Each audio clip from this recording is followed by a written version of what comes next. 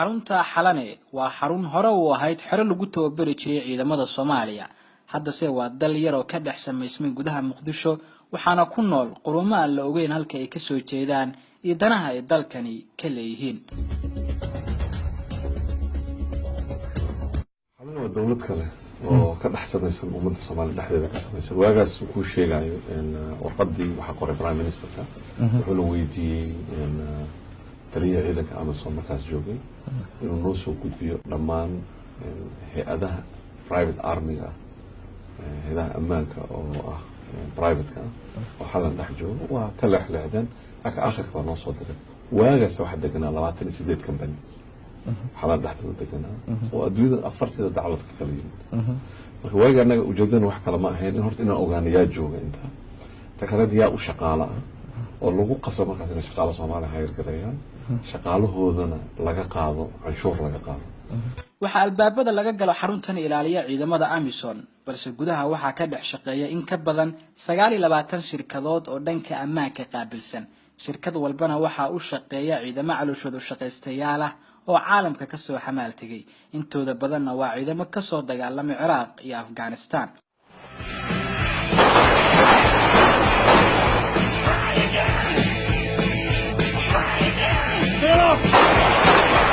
weli ma jirto cid xaqiijin karta tirada dadka ku nool xalane iyo hawsha ay ka dhex qabtaan waxaase xaqiiqa inay ku nool yihiin sirdoona aad u badan oo ka kala yimid caalamka qayb libaax lana ka qaata deganaansho la'aanta dalkeena ka jirta konteynaro la isdul saaray waa dhismaha ugu badan ee xaruntani ka dhisan waxayna hooy u tahay ajaanib badan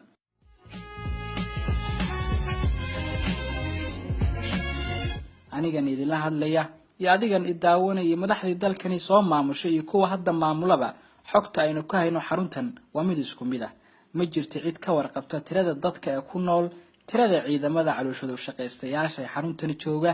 iyo dawladaha xarumaha ku leh xalane iyo hawlaha ay ka dhex qabtaan xarunta xalane waa dawlad gaar ah oo iskeed isku maamusha dadka reer Muqdisho ee ka agdhow xaruntaasi waxay mar walba is weydiiyaan diyaaradaha habeenkii dulmara waxay sidaan iyo cidda aysan ogeyn ee ku nool xalane waxyaabaha cajiibka waxaa ka mid ah in dhammaan shaqaalaha ka shaqeeya xaruntan ay yihiin ajaanib xitaa kabalyeerigu waa Indiyaan ama waa Afrikadan kale aad bay u yar yihiin dadka Soomaaliyeed ee ka shaqeeya xaruntan mid ka mid ah saraakiisha ammaanka oo lagu magacaabo Saciid Axmed oo aan qadka fiberka kula sheekaystay intii aan ku guda jiray baaritaankani kooban wuxuu ii sheegay hadal maskaxdeeda ka go'i waayo oo ahaa duul inoo soo qaraabtagay baa ku nool wuxuu sarkaalkan intaa iigu daray in sanadkii 2016 uu maalin tagay garoonka Aadan oo xaruntani ku dhex taalo waxyaabaha la yaab kale oo kala kulmanay ahayd in isagoo sarkaal dhanka ammaanka ah waqti badan isugay qaabkii xaruntaasi u gali lahaa iyadoo ay ku qaadatay maalmo wuxuu ii sheegay inuu aad uga xanaaqay qaabka loo faquuqay isagoo dhex jooga dalkiisa waxyaabaha uu dhiisu ku soo arkay waxa ka mid ah goobo tomasho iyo qamri cabida oo ay habeenkii ajaanibtu ku kulanto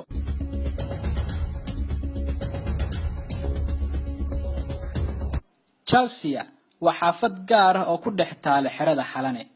waxa ku nool xaafadani ajaanib badan iska daa inuu qof shacab galay madaxda dalkeena ugu sareysa awood uma laha inay galaan xaafadani Chelsea Village. Welcome to Chelsea Village. Welcome to Chelsea Village. Welcome to Chelsea Village, Mogadishu, Somalia. dawladdu hogaamiye Farmaajo ayaa dhowr mar sheegtay inay tirikoob ku sameyn doonto shaqaalaha xaruntani ka shaqeeya welise lagama howlgelin intaasi waxaa sii dheer shirkadaha ka dhex shaqeeya xaafadda Chelsea iyo xalane waa kuwa aanan wax canshuura bixin muwaadin Soomaaliyeed oo lagu magacaabo Axmed Village waa ganacsadaha Soomaaliyeed ee qura ee xaruntani maqaayad ku leh wuxuu aad uga cabanayaa ajaanibta xalana ku sugan oo uga heelinaya maqaayado ay leeyihiin South African iyo Talyaani wuxuu halkani baaq uga dirayaa dawladda Soomaaliyeed wadanka business aan meelka adduunka kale ka samaysan waayeen Ingiriiska ku lahaa haddana markii aan UNT dhexdeeda aan imid oo aan rabay inaan tuso culture-kii cuntadayadii iyo maaragtay isha bulsho ahaan Soomaali ahaan ay maqaayado ajnabi ah oo South African Talyaani ah ay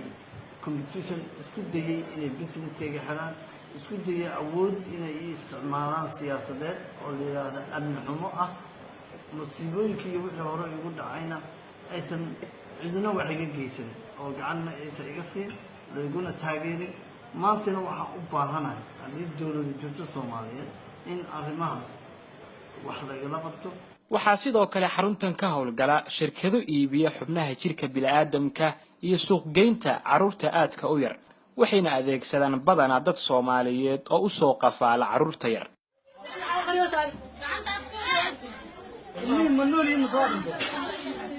tani waa gabar lagu qabtay iyadoo xadaysa wiil aad u yara waxay sheegtay in hawshani gabar ku xirtay waxay intaa ku dartay in qafaalida ilmaha yar ay u qaabilsan tahay shirkad ka howlgasha Xalane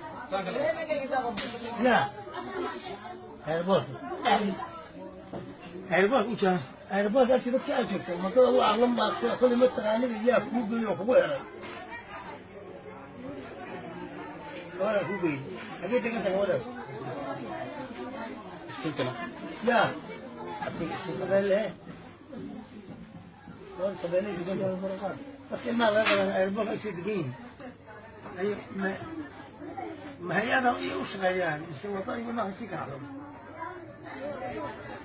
يا طيب يا أخي أي كوسة استلم ما قصنا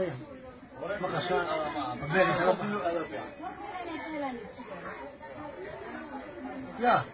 waxyaabaha xusida mudan waxaa ka mid ah in faralka amni darro ee magaalada Muqdisho ka dhaca qayb libaax leh ka geystaan sirdoona dalal shisheeye oo xaruntani degan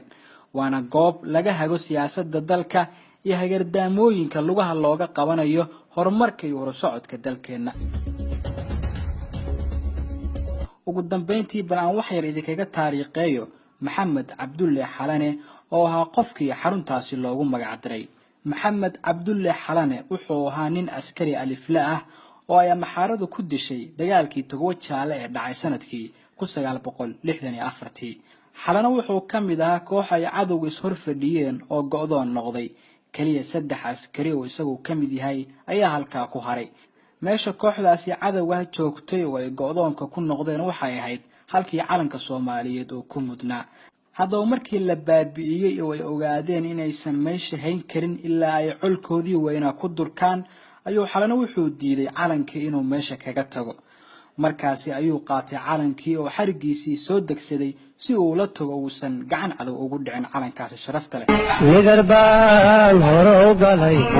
niyadaydu waa meel haddii aanan soo noqon calankayga nuuro محمد عبد الله حلانه waxa arkay cadawgii waxayna ku dhufteen qoriga loo yaqaano beebaha kadib wuxuu soo gurgurtaba naftii waxay kaga baxday kadib markii calankii ku soo riday gudkii labaad ya salaam geesi Soomaaliyeed dhulkii loo soo maray dhibaatadaasi waa nasiib darro in maanta gacan shisheeye ku jiro oo xitaa carabtii maanta fargelin inagu hayso xalane wuxuu ahaa 22 jir markii uu dalkan u shahiiday bal ka warama 22 jirka Soomaaliga ee waqtigani nool waxay dhalinteena ku mashquuleen badankood drugs iyo kooxibal baabadisay waxaynu ilownay waajibkii dalkan in naga saarnaa gunaanadkii waxaan idinka codsanayaa inaad qaybisaan barnaamijkan waliba si gaar ah waxaan rabaa inay fariinteedu u gaarto dhalinta Soomaaliyeed sababtoo ah waa iyaga kuwa dalkani difaac ka sugayo oo waa iyaga kuwa laga sugayo in dalkani ka xoreeyaan cadawgani ku soo duulay waa saaxiibkeen Cabdirasaaq Gumeysdiid oo dalka danteen la wada jirkiyo